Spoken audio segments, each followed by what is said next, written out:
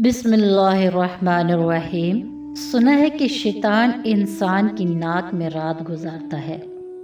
کیا یہ بات سچ ہے؟ کیا یہ بات حدیث سے ثابت ہے کہ شیطان واقعی انسان کی ناک میں رات گزارتا ہے؟ ایک حدیث شریف میں ہے کہ جب سویرے بیدار ہو کر وضو کرو تو 3 مرتبہ ناک میں پانی ڈال کر ضرور جھاڑ لیا کرو۔ اس کی وجہ کیا بتائی؟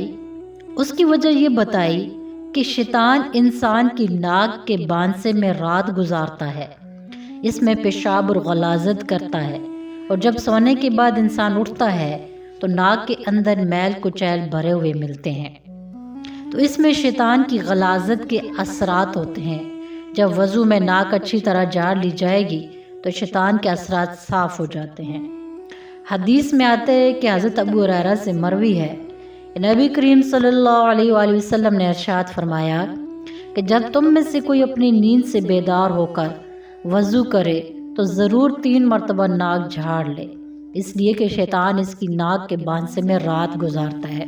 تو ان حدیثوں سے ثابت ہوا کہ واقعی شیطان انسان کی ناک میں رات گزارتا ہے۔